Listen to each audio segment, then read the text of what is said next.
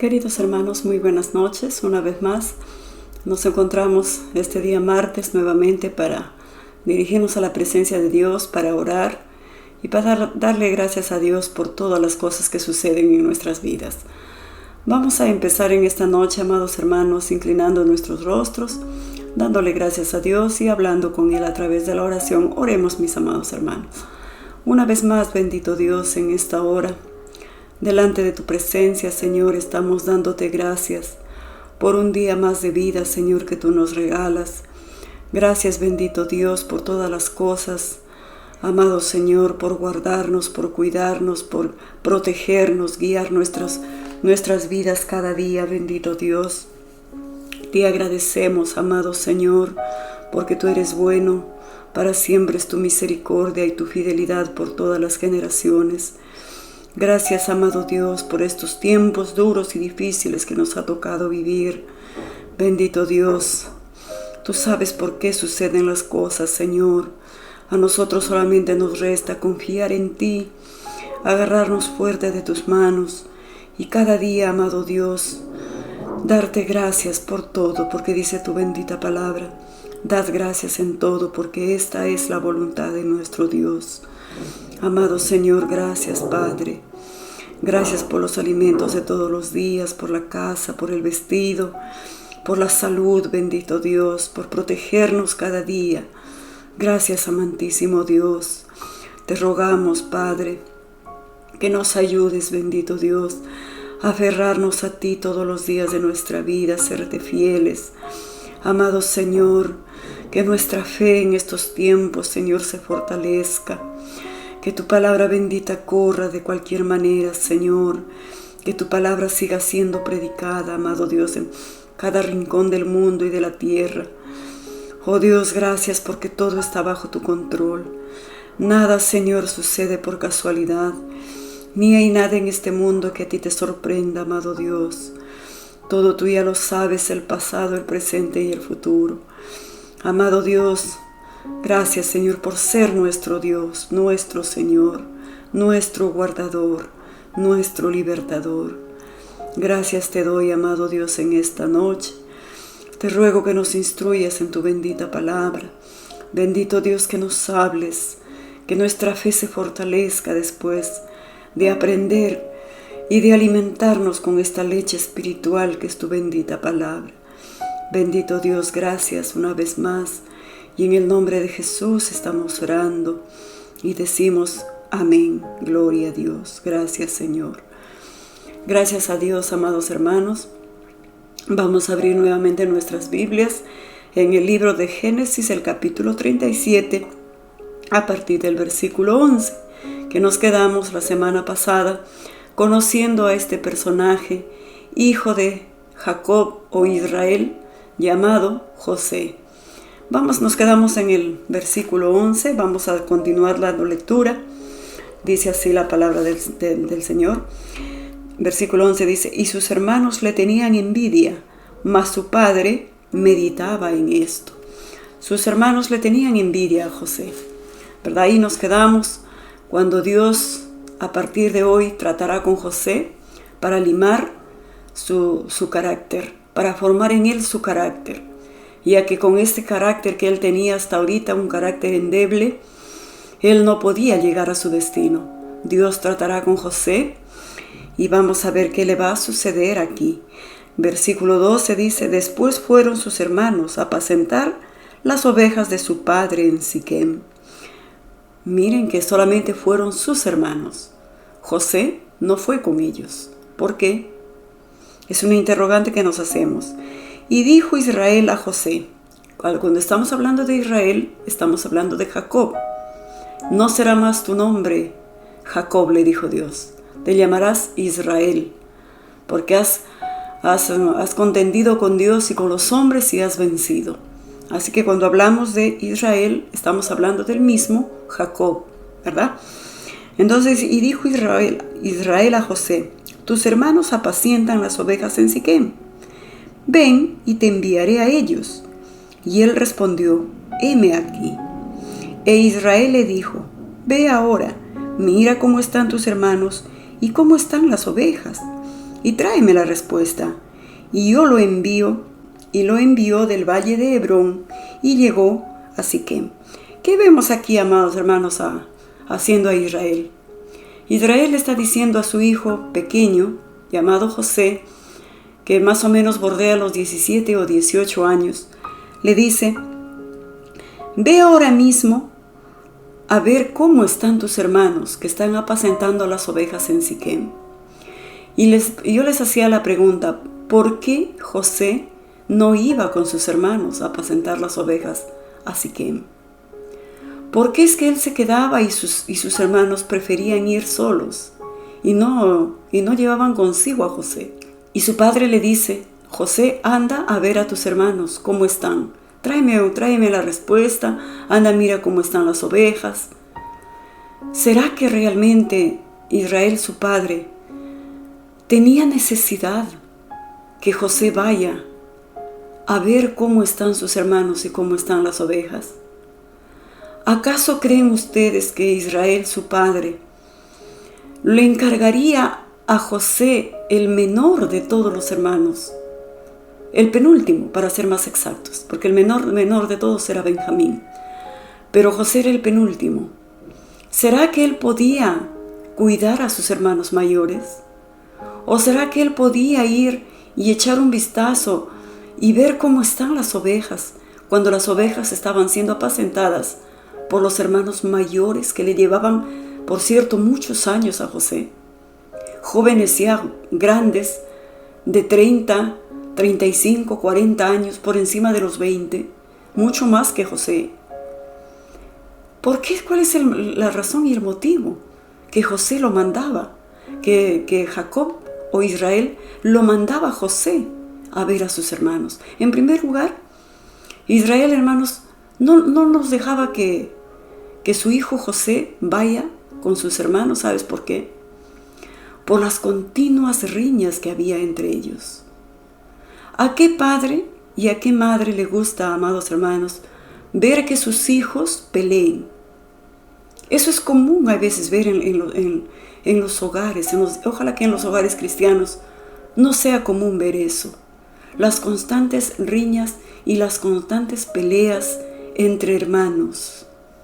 En una casa donde hay una familia, papá, mamá y 3, 4, 5 hermanos, suceden, hermanos queridos, con tristeza lo decimos, que en algunos hogares entre hermanos es como que fuera la guerra mundial, que ni se hablan, que se paran acusando de cualquier cosa, que no se defienden, que no se protegen entre hermanos. Y no debería ser así. Entre hermanos deben cuidarse, deben quererse, deben apoyarse, darse la mano. Si uno llora, todos lloran. Si uno sufre, todos sufren. Si uno ríe, todos ríen. Si algo hay en la casa, se comparte entre los 3 o los 4 o los 5 que sean. Pero aquí vemos, amados hermanos, a Israel, su padre, separándoles a sus hijos. Porque él veía que entre sus hermanos y José había una rivalidad tremenda. Y parte de culpa lo tenía su padre Jacob o Israel. Parte de culpa lo tenía él, porque él dice, José era su hijo preferido, porque era hijo de su hermosa Raquel, de la mujer que él amaba. Le hizo preferencias a José, le hizo la bendita túnica de colores, a sus otros hermanos cualquier cosa, pero a él algo especial. ¿Por qué? Él era su hijo preferido. Y José, acuérdense que él le sacaba, como se dice, a sus hermanos cólera, envidia.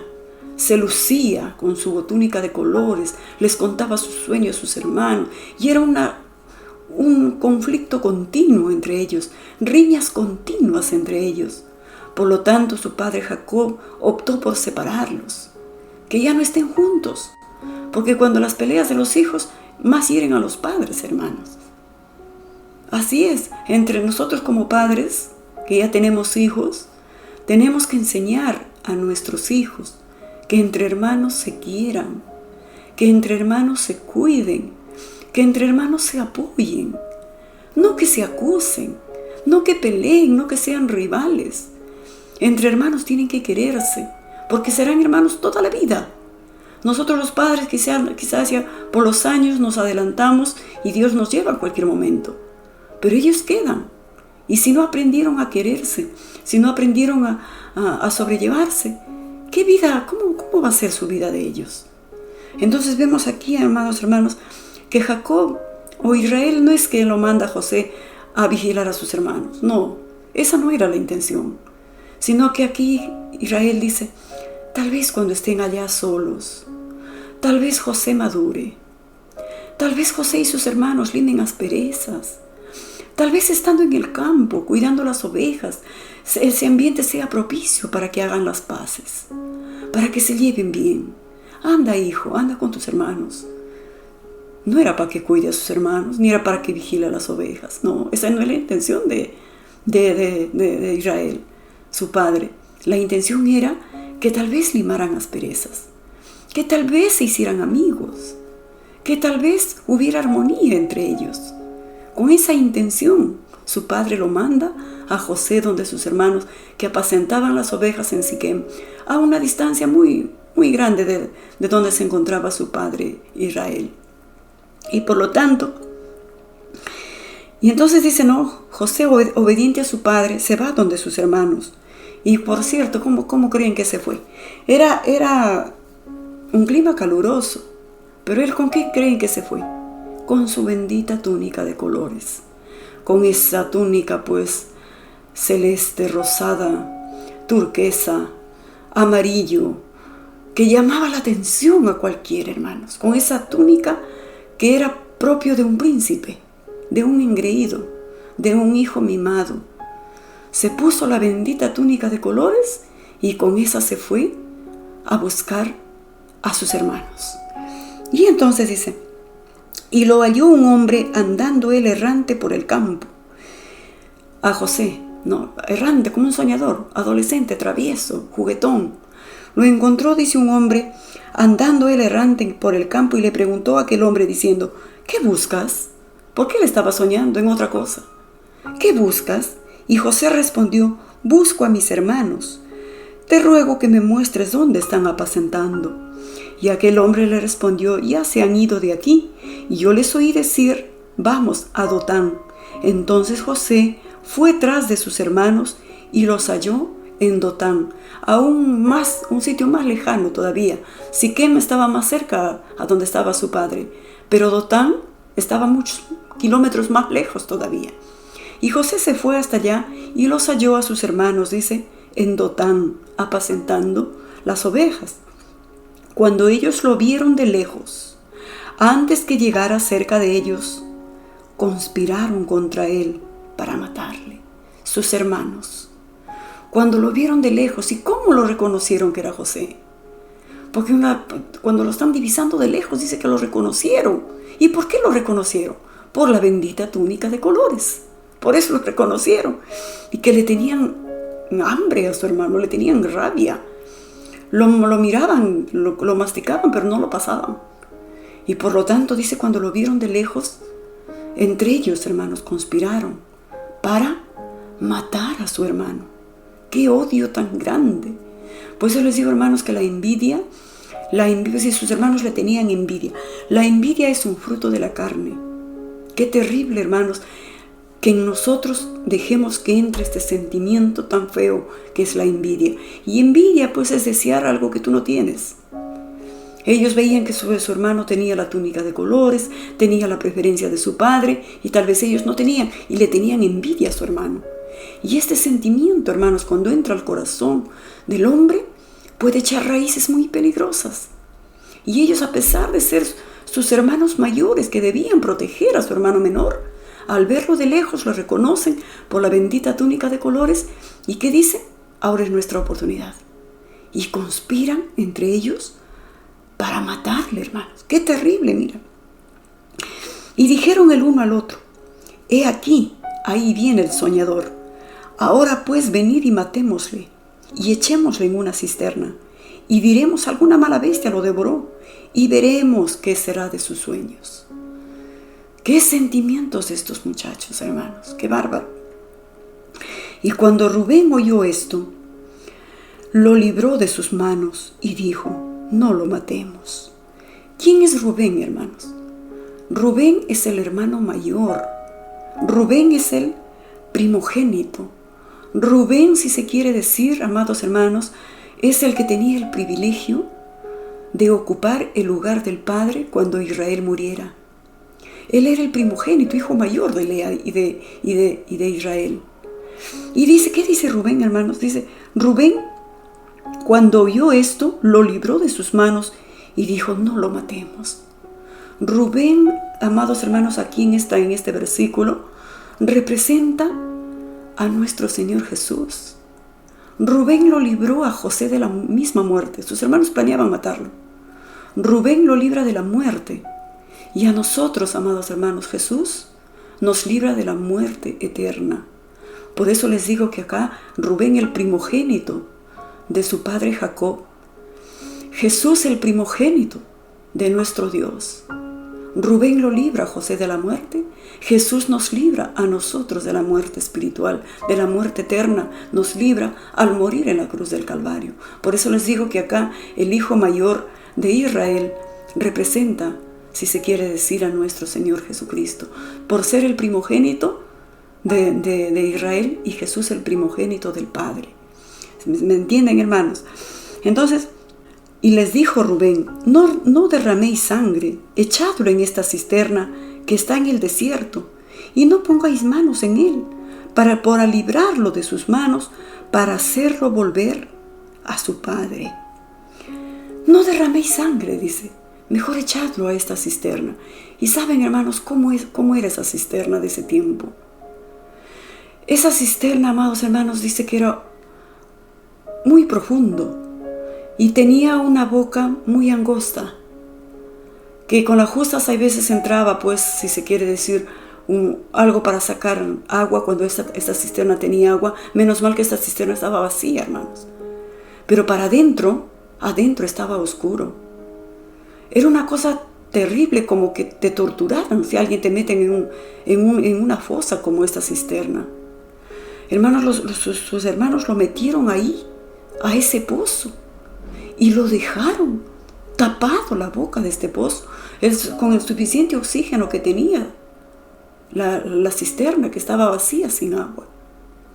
Y ellos, hermanos queridos, sus hermanos tuvieron ese corazón, esa dureza, para dejarlo a su hermano dentro de la cisterna, aunque por más que escucharon sus gritos, por más que escucharon sus súplicas, por más que les suplicó que no lo lanzaran a esa cisterna. Sin embargo, sus hermanos, dice, le quitaron su túnica de colores y lo lanzaron a la cisterna. Qué terrible, hermanos queridos. Y sucedió, pues, dice, que cuando llegó José a sus hermanos, ellos quitaron a José su túnica, la túnica de colores que tenía sobre sí, y le tomaron y le echaron en la cisterna. Pero la cisterna estaba vacía, no había en ella agua. Qué terrible, hermanos. Agarrar a su hermano el menor, indefenso. Eran, pues, como se dice, 10 hermanos contra 1, contra José.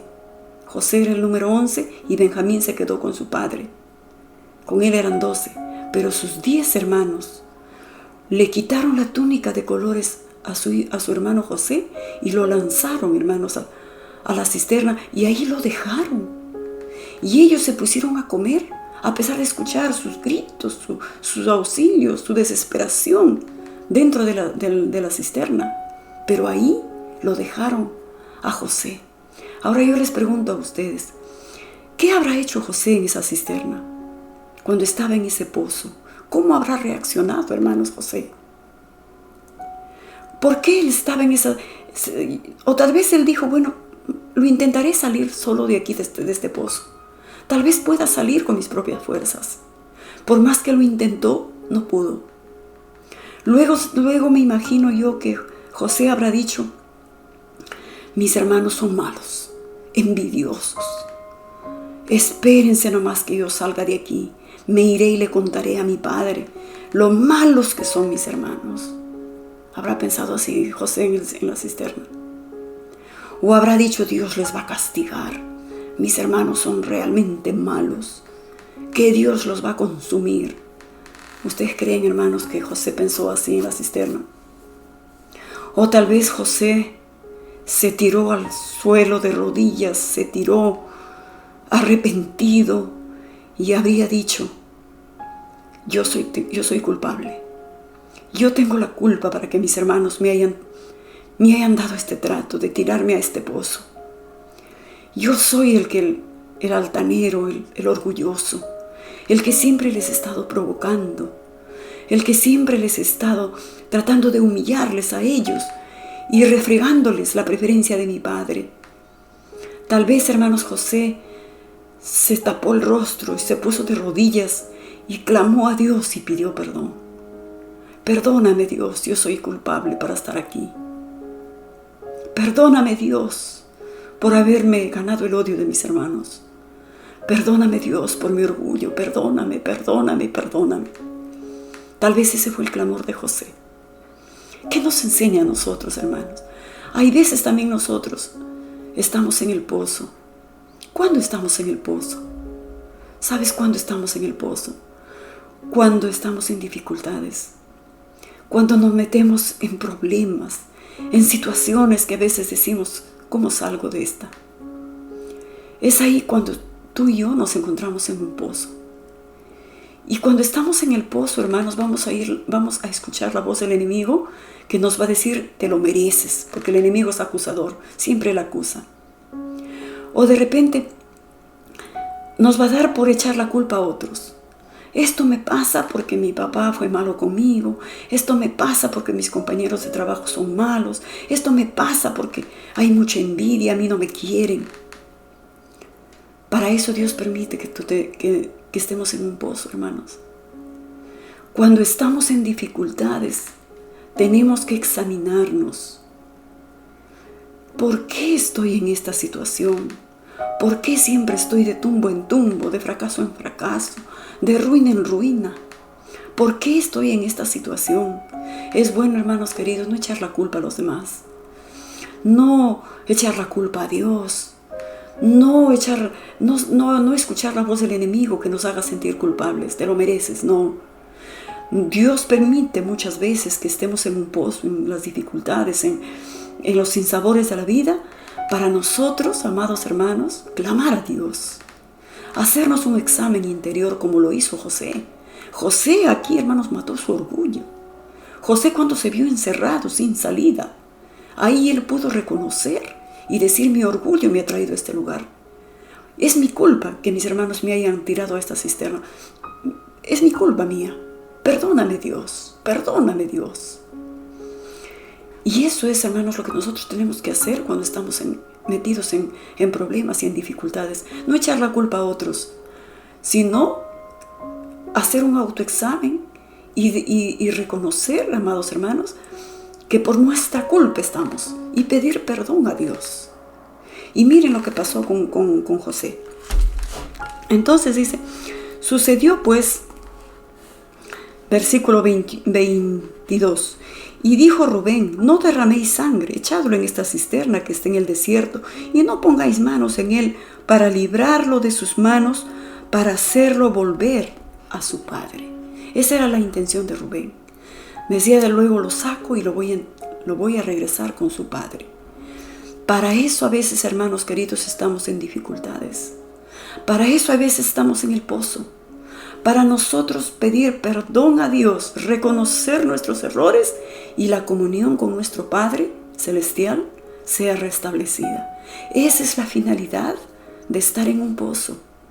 Esa es la finalidad de estar en dificultades, en problemas. Pedir perdón y que nuestra comunión con nuestro Padre Celestial sea reivindicada. Así como Rubén tenía la intención de dejarlo en el pozo, pero luego sacarlo y llevarlo donde su padre. Esa es la finalidad de estar en el pozo, hermanos, de estar en dificultades, de estar en problemas. Entonces dice: y se sentaron a comer pan, y alzando los ojos miraron, y he aquí una compañía de ismaelitas que venía de Galaad, y sus camellos, y traían aromas, bálsamo y mirra, e iban a llevarlo a Egipto. Entonces Judá dijo a sus hermanos: ¿qué provecho hay que matemos a nuestro hermano y encubramos su muerte? Venid y vendámosle a los ismaelitas, y no sea nuestra mano sobre él, porque él es nuestro hermano, nuestra propia carne. Y sus hermanos convinieron con él. Aquí entra a tallar otro de los hermanos llamado, dice, Judá. Judá dijo: miren, hermanos, por ahí viene una caravana de ismaelitas que compran esclavos. ¿Qué provecho hay que lo matemos a nuestro hermano? Es nuestro hermano al fin de cuentas. ¿Qué les parece mejor si lo vendemos y sacamos algún provecho? No nos hace mal una entradita más, necesitamos ese sencillito. ¿Qué tal si mejor lo vendemos? ¿A quién les hace acordar este hermano Judá? José también es un tipo de Cristo, hermanos, en el Antiguo Testamento. Apunta a Jesucristo. Judá, amados hermanos, representa o simboliza la traición de Judas. ¿Quién fue el que lo vendió a nuestro Señor Jesucristo por 30 piezas de plata y lo traicionó hacia Cristo? ¿No fue Judas? Acá Judá también dice: vendámoslo. ¿Y sabes por qué precio lo vendieron a José, hermanos? Por 20 piezas de plata. Y cuando estos ismaelitas le venden a Potifar, lo venden por 30 piezas de plata. Lo mismo que sucedió con nuestro bendito Señor Jesucristo. Por eso les digo que José también es un tipo de Cristo en el Antiguo Testamento. Venid y vendámosle a los ismaelitas, y no sea, dice, nuestra mano sobre él, porque él es nuestro hermano, nuestra propia carne.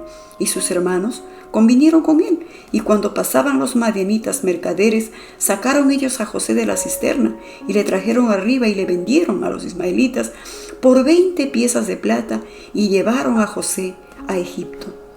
Después Rubén volvió a la cisterna. No sé dónde se había ido Rubén mientras tanto, el hermano mayor, ¿no?, que le libró de la muerte.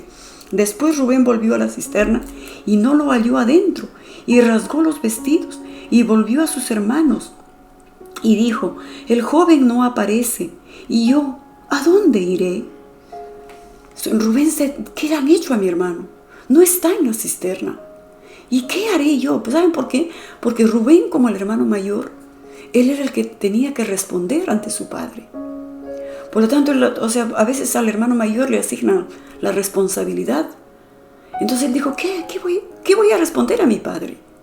Rubén en ningún momento él pensó, hermanos, matar a su hermano, ni venderlo tampoco.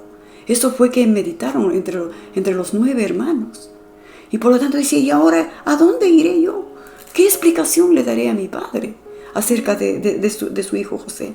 Entonces tomaron ellos la túnica de José y degollaron un cabrito de las cabras, y tiñeron la túnica con la sangre, y enviaron la túnica de colores y lo trajeron a su padre, y dijeron: esto hemos hallado, reconoce ahora si es la túnica de tu hijo o no.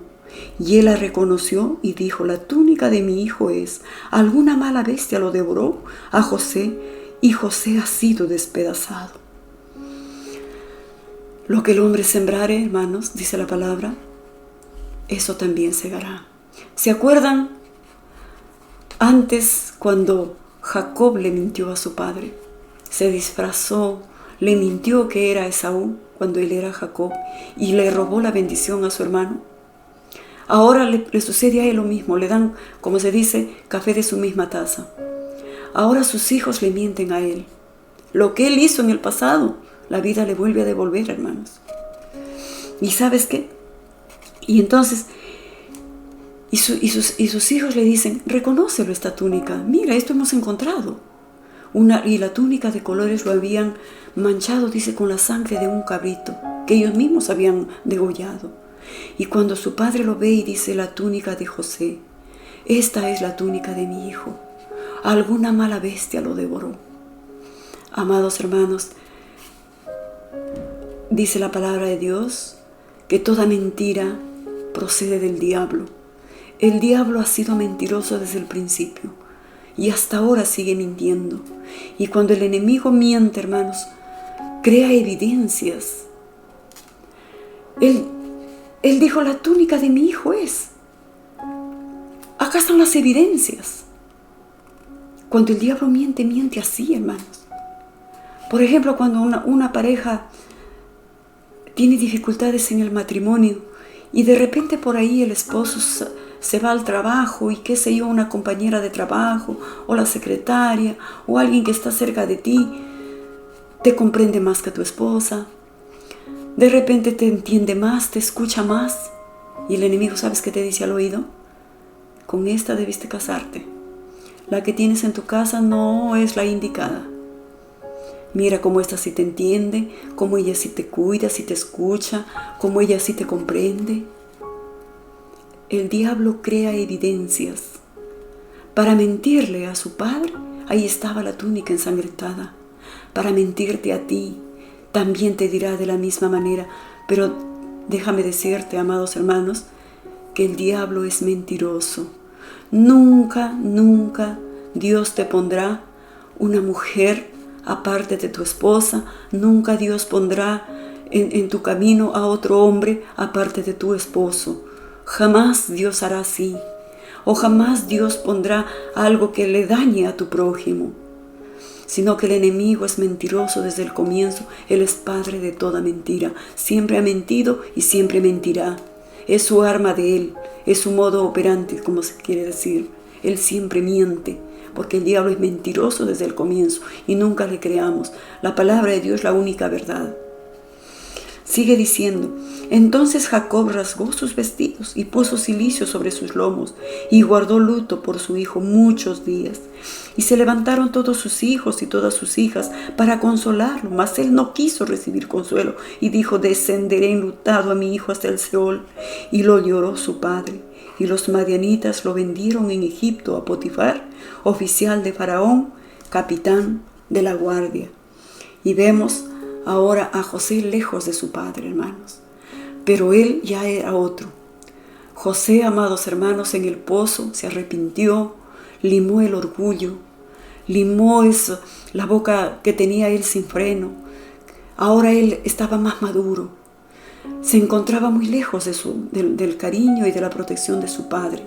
Ahora estaba en Egipto, muy lejos de tal vez él asimilando lo que le había sucedido, hermanos, que sus hermanos lo vendieron a unos mercaderes ismaelitas. Y Dios seguirá tratando con José. Los sueños de José están intactos. Llegará él a gobernar a sus hermanos le rendirán pleitesía. ¿Qué le sucederá a José en Egipto? ¿A dónde llegará? Tierras desconocidas, lejos del cuidado y de la protección de su padre. ¿Qué le sucederá en Egipto? No se lo pierdan la siguiente clase, hermanos queridos. José, un tipo de Cristo. José, un tipo de Cristo. Miren las comparaciones que hay de José. José fue despojado de su ropa, de su túnica de colores. A nuestro Señor Jesucristo, para clavarlo en la cruz, también le despojaron de su túnica. ¿Se acuerdan? Y echaron suertes, dice, partiendo sus vestidos. Tipo de Cristo. José es vendido por 30 piezas de plata a Potifar de Egipto, rey de la guardia de Egipto. A nuestro Señor Jesucristo, Judas también lo vendió por 30 piezas de plata. José, un tipo de Cristo. José fue traicionado o vendido por Judá. Él fue de la idea que lo vendieran a José. Judas lo traicionó a nuestro Señor Jesús y lo vendió por 30 piezas de plata. José, un tipo de Cristo. José fue arrojado a un pozo por sus mismos hermanos. Jesús también fue arrojado a un pozo. Dice que descendió a las partes más bajas de la tierra. Así dice la palabra de Dios. Pero con una diferencia, amados hermanos. Jesús no hizo nada malo que mereciera ser arrojado a un pozo. Jesús fue limpio, cordero inmaculado, inmolado, sin pecado, pero fue arrojado a un pozo. Él tomó nuestro lugar, amados hermanos. Y si estamos en un pozo, en una dificultad, en un problema, es para clamar a Dios. Y cuando volvamos a salir de ese pozo, restaurar nuestra comunión con nuestro Padre Celestial. Así que no sé, de repente en estos te encuentras en una dificultad que simboliza un pozo, te encuentras en un problema, en una dificultad, analízate. No eches la culpa a nadie por lo que estás viviendo, por lo que estás pasando. Analízate y pídele perdón a Dios. De repente tus mismos errores, tus mismas fallas, y Dios te está puliendo en ese pozo, en esa dificultad. Y cuando salgas de ahí, saldrás como el oro, y tu comunión con tu Padre Celestial será restaurada. Esa es la intención, amados hermanos, cuando Rubén dijo, déjenlo en el pozo y yo lo sacaré y lo entregaré a su Padre. Amados hermanos, en el siguiente episodio vamos a ver a José en Egipto. ¿Y qué le sucederá allí? ¿Seguirá Dios tratando con José para darle un carácter fuerte, firme, para que él pueda ser un gobernador de Egipto? Dios seguirá tratando con nosotros a través de nuestras vidas, permitiéndonos que nos metamos en dificultades, no para angustiarnos, no para destruirnos, para pulirnos, para formar un carácter fuerte y firme en cada uno de nosotros y llegar así a nuestro destino. Vamos a darle gracias a Dios, amados hermanos.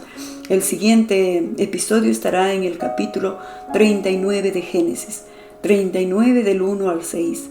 Sigue hablando ahí de este personaje José.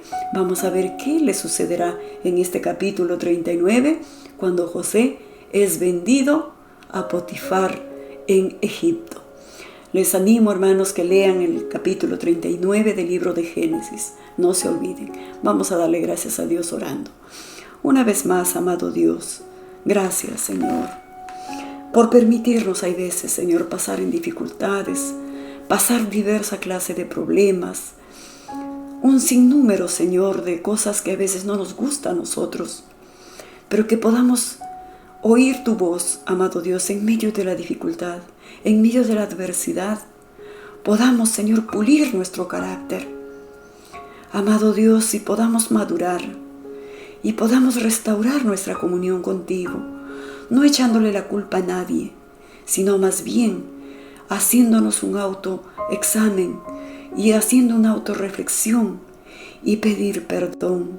Amado Dios, los diferentes problemas y dificultades no son para separarnos de ti, sino para agarrarnos más fuertes de ti, amado Dios, y que nuestro carácter cada día, Señor, se pula y seamos, Señor, hechos a tu imagen y a tu semejanza, a la estatura de la plenitud de Jesucristo. Gracias, bendito Dios, en el precioso nombre de Jesús oramos y decimos amén. Que Dios me los bendiga, amados hermanos. Nos vemos el próximo martes.